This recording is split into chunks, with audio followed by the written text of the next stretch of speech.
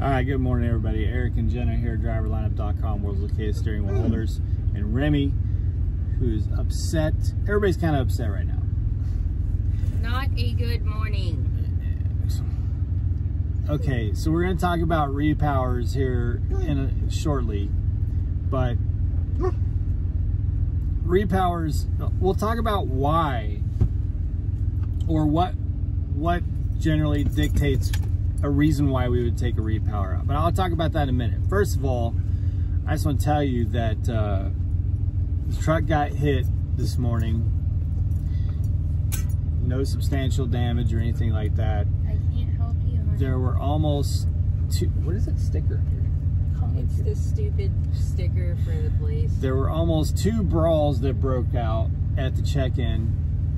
It was literally like being outside of a busy city bar when it closes at 4 a.m. at the check-in.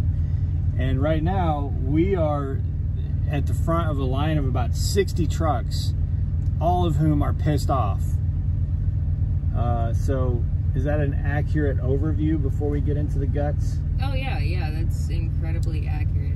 So it was a straight up world star at the guard shack. Unbelievable start of the morning. Well, end of the night for me, but start of the day for Jenna. We'll get into that here in just a second. Once we get to a door, if we ever get to a door, Pray for our safety. US Foods, fix better. your shit. Do better. We'll be right back.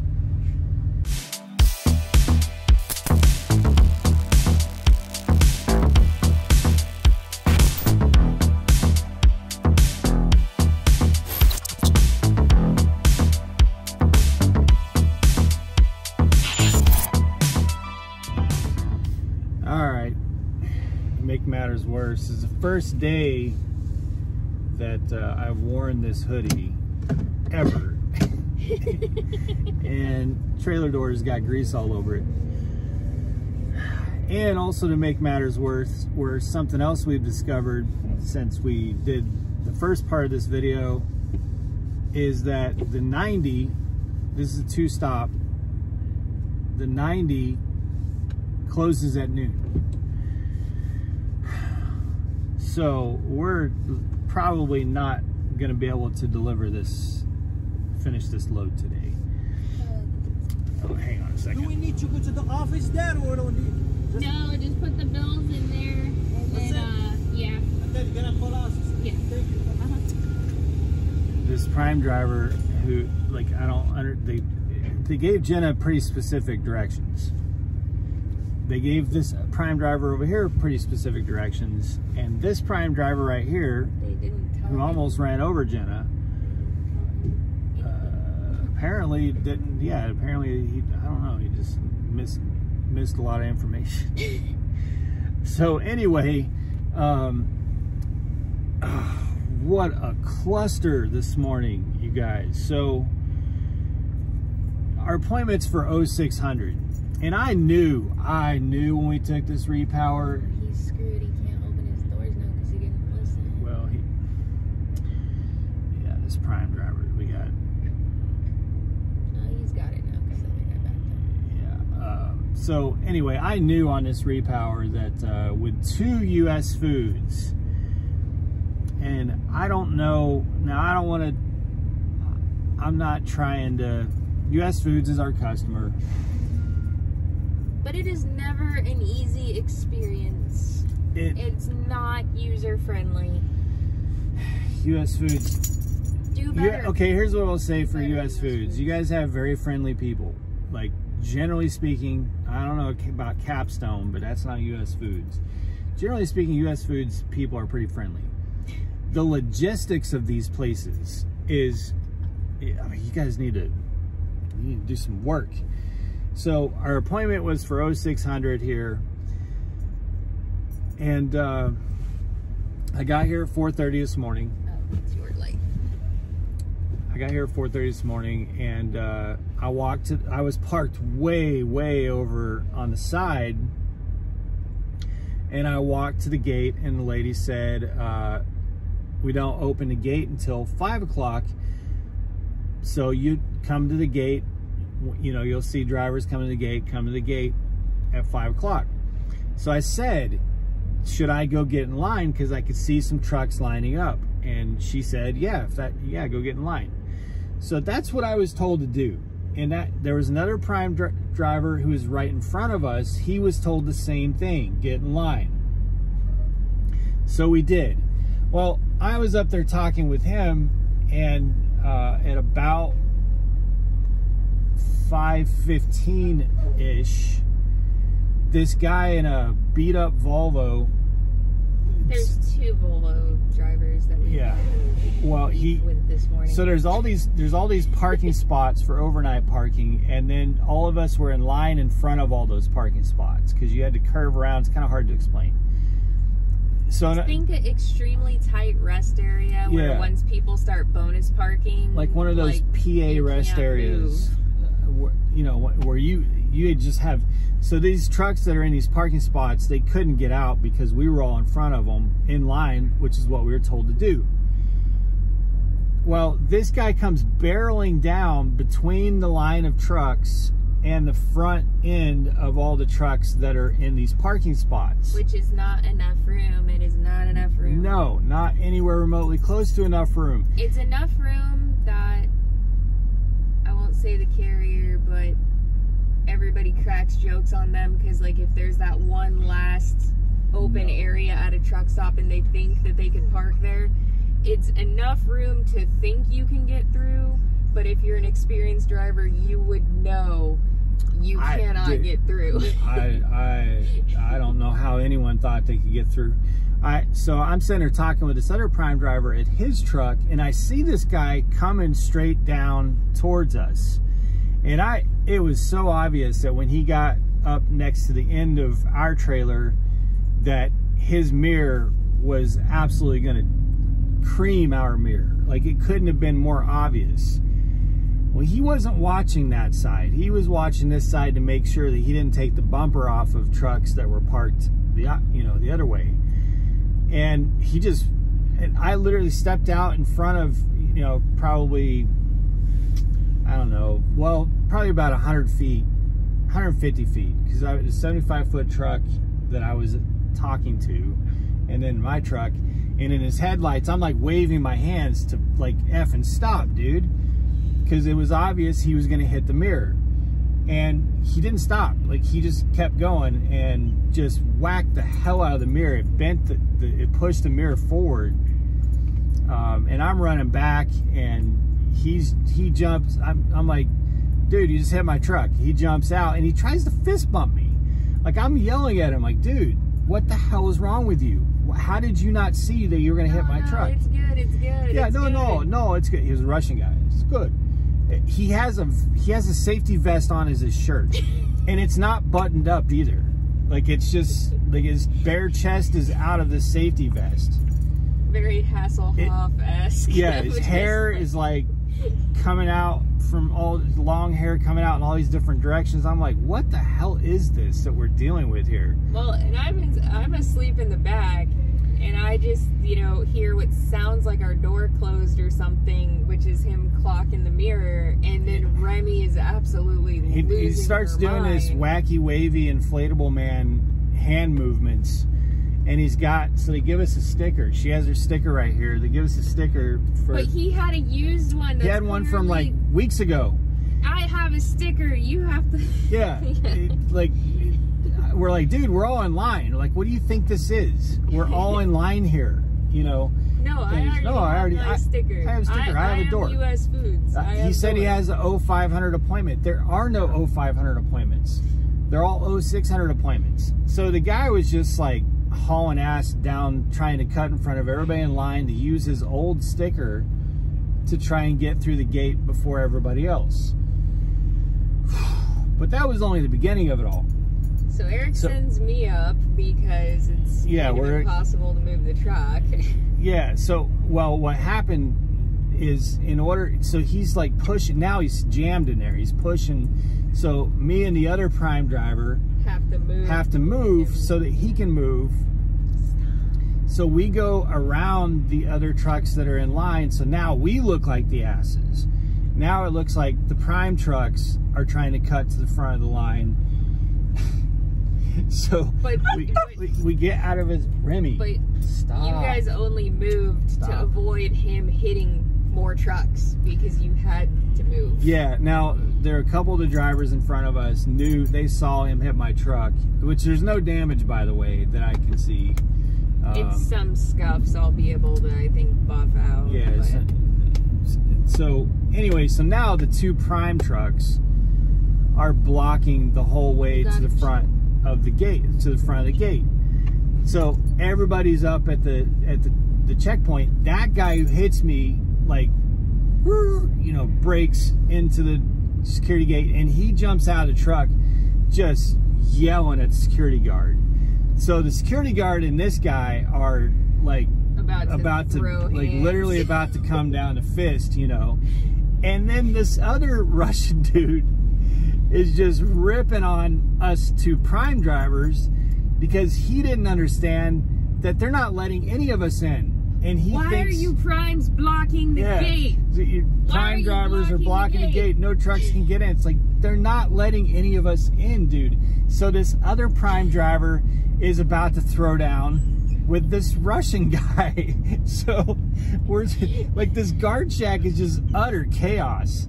There's literally people at the top of their lungs going at each other. There's a security guard over there going at a driver. There's a prime driver and a Russian guy screaming at the top of their lungs to each other.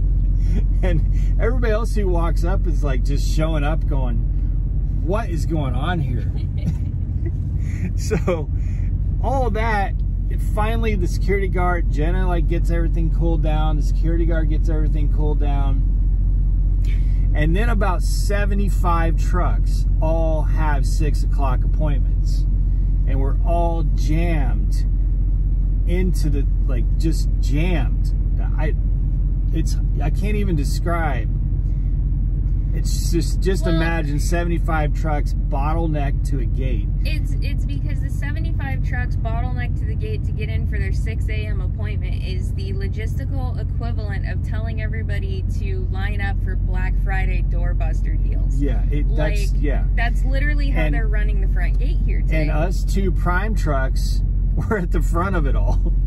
And we didn't even intend to be. I went back and talked to all the drivers behind me just to make sure, because I represent Prime, so I'm like, hey. Yeah, everybody saw it. People like were walking up and, hey man, is your mirror okay? It looked like he took that off. Like they're walking up. I was like, hey, I did not try. I'm not intending to cut to the front of the line. This guy was like shoving our trucks out of the way, you know, and they understood. So everything had got calmed down, but the end result is that basically US Foods had their trucks at all the docks, and their drivers showing up for day shift this morning because of the holiday or whatever. Maybe they're short drivers. They didn't have any of the trailers out of the docks.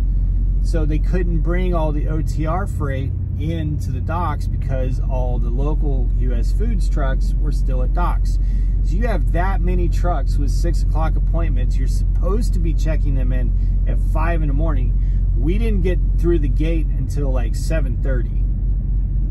And we have nothing but sympathy to the two super cool guards that were trying to keep that chaos orderly. Like cool people. We gave them some snacks and stuff to hopefully make their day better. But yeah. Jenna gave him a pile of snacks. It was, you know, I felt bad for, because he was just trying to hold the stampede back. But like, this is just utterly. There was a guy behind us. He came up and was talking to us, and he said he's here every Monday. He has a load that comes here every Monday, and he said this is the worst that he's ever seen it. He says never been anything like that. So it was just crazy. So we have an appointment at another US Foods at noon, and that US Foods closes at noon. So basically the appointment is like the last truck. We're the last truck to get in. With this other Prime guy, he has a stop there too, but he has a 90 after that in Florida. So their worse. failure here at this facility this Monday morning, the ripple effect of all these trucks have multiple stops. That's why they're all trying to get jammed in and get, you know, we all have multiple stops. And nobody's going to make their next stop. Well, and that's, I think, the part that frustrates Eric and I the most is that when you have, like, the one dude who walks up and has no idea what's going on, the second Russian driver, throwing a fit, trying to blame people. We are all in this together. Yeah, everybody's in the same boat. Everybody's getting screwed. It's not exclusive to you. Like, turning on your fellow drivers and just being a dick isn't going to make the situation any better. Turning on the guards and being a dick to them is not going to make the situation any better. You know, it's clearly a logistical nightmare. Everybody is getting screwed. So don't be picking fights with the guards and other drivers and just walking up with your chest puffed out thinking somebody's blocking a gate. How about walking up and saying, why aren't we moving? Yeah. You know, like, because that's all that would have needed to be said, you know, is walk up and say, hey, what's going on? Nobody's intentionally blocking a gate. We're all told to get in line and pull up, and they're saying we're going to open the gate one at a time as the doors come open, and that's what they were doing. Is as some of the docks were open, they would pull a truck in if they knew that truck was supposed to go to that dock. But, you know, as the security guard sitting there saying, he's like, with the one guy who was trying to fight him, he's like, what don't you understand about I can't put two trucks in the same dock at the same time? Like, you have to wait. It doesn't matter if you have a door. It is what it is. So this is going to take forever because every one of these OTR trucks that just backed into docks, oh man, it's going to be, we're going to be here a while. But just imagine my confusion of like how I just start my day. I'm like peacefully sleeping. Our mirror gets and I'm clogged. Yelling at Remy was losing her shit. Remy's trying to roll down the window to get out because she doesn't know why the guy's doing the wacky wavy. She doesn't know why her dad is yelling at somebody. Yeah. And he's out there. It's just. She's literally panicked trying to get to Eric. What a Monday morning. So, as I said in the beginning of this video, now we're 15 minutes on this part of the video. This is why we don't take repowers. But that's the thing. It's 15 minutes on this part of the video, but everybody loves to see when things go wrong for you. It's take a long time to upload. So, but this is why we don't take repowers. Now, so someone did text and say that we're kind of shitty if we don't take any repowers. Well, it's not that we don't take repowers. We took this one. What is very relevant for us is I ask now, why is this being repowered? That's very important. Yeah. Someone who got towed to a Peterbilt or a Freightliner, that's a good reason. That. Yeah. That's a good reason. I'll give you one example of what is a terrible reason that Weekend Dispatch, didn't tell us the truth about. But that was a Wheel-Trans driver that was proposed a load that he didn't want. He thought it was a complete dump shit load. And his dispatcher at Wheel-Trans conveyed to him that all they needed was him to go pick it up. And somebody else would have to repower it. Like, just go pick it up. We'll get you repowered within 30 or 40 miles. It was shady, and the reason why we know that it was never their intention for that driver to do any of the heavy lifting. He told us. Well, he said that, but also it was a solo driver they put on a 3-stop load. Yeah, it was a solo driver they put on a load that was never possible. But that happens all the time. Like that. Sometimes they just send someone to get a load, and they're with the plan of repowering them. And but this was, it was a terrible load. It was never the plan for him to finish it. And he told us flat out, he was like, oh yeah, I rejected it. And they came back and said, can you go pick it up? We'll have another team. And not only that, they lied to us and told us that it was one stop when we agreed to it. And then we didn't find out that it was 3 stops until he gave us the paperwork. Oh, and here's another thing.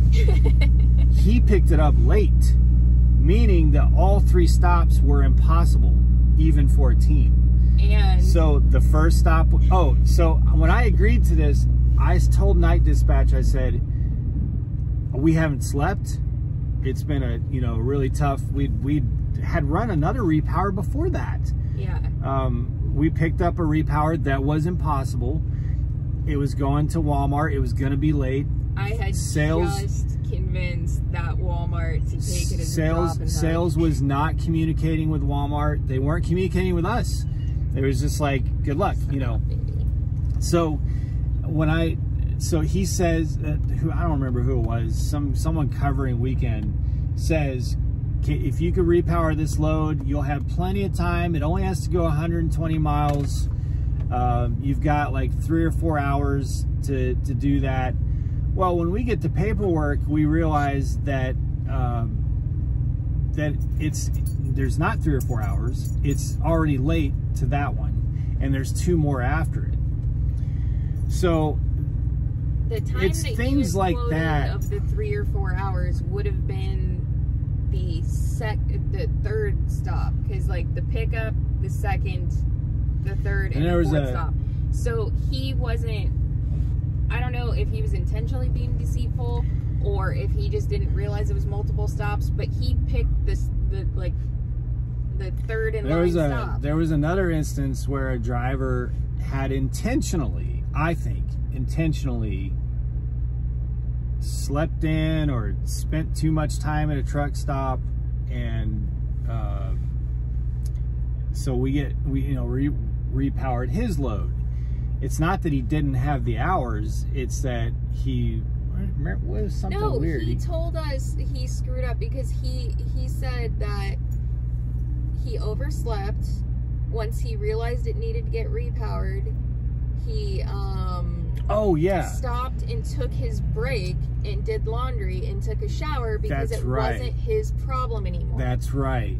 Because he was already getting yelled at. He was in a situation, yeah, he had already messed the load up and wasn't going to be able to get it to Detroit in time. So once he realized that a team was going to repower it, he said he did laundry? Yeah, he said he stopped and did laundry. And took a shower. And like got something to eat. Like just decided to run all his errands because it's a team truck. You'll get it there on time, right? And Eric and I are standing there. We're like, being a team truck doesn't make us magically able to move the load. We had faster. to haul ass, and we got to that place in Detroit with like 15 minutes. Because somebody, it's shit like that is why it's not that we don't want to be a team player. We used to take them all the time. We did. So our first year of being team, we were repowered all the time. We were the problem solvers. Chris could call us and be like, hey guys, I need you to fix this, and we would like break our backs to do it. We'd be like, we got you, Chris, no problem. And it was that one where it was the back-to-back repowers, and we had the one where it was the 3-stop, and where we really took a pause on doing favors was that one where it was literally a suicide mission. So like I said, I don't know if the guy intentionally was being deceitful or if he really just realized he screwed up. But the point is once he knew he screwed up, he cut off all communication with us. Yeah, he did. He would not answer our calls. He would not answer Qualcomm messages. Sales never worked with us. Because they knew that the customers, which we knew too, because we'd been one of the customer in Cincinnati. One of them was Sherwood. By where Remy went to the veterinary. And what's that DC there? Well, that's Ralph's, and it's a Ralph's DC, a Kroger DC. So they don't move appointments. Like you become a work-in. Yeah. And that was the first stop, right? Yeah. Yeah, that one was the first stop. So Prime, they knew they weren't going to change the appointment time, but they didn't tell us that. They also knew the first repower that we repowered, we were at a Love's and we were taking a 34 or something. Or we were at least getting some rest, and we told them to change our PTA. And they said, hey, can you go grab this repower? Another truck couldn't make it. It's sitting at this place. Drop and hook, you're empty. So we go down there, we get the paperwork, we find out what time it's supposed to be at Walmart. We realize we can't make it. So we communicate that. No response, nothing. We get to Walmart and she saves the day and gets Walmart to take it late, way late. And not only late, but not a live load. She convinces them to let us drop and hook it. So then then the repower starts as soon as we leave Walmart. This guy met us, this Wiltrans guy met us there out at a truck stop by that Walmart. And Prime knew that we were late to that Ralph's DC, Kroger, whatever, and they knew that facility does not change appointments. And that it would cascade. Yeah, and it would just keep like a domino, making the other 2 stops after it late. And they just didn't respond to us. There was no communication. So that's why we don't do repowers anymore, because there's no, like, it just, you know, a lot of these repowers become big cluster F problems. And once the driver picks that repower up, it's the driver's problem. You know, the support team just vanishes. It just evaporates. It's the downside to weekend dispatch, weekend fleet managers, because you're not their driver. They're not going to deal with your nightmare. They're just going to let you figure it out. Yeah.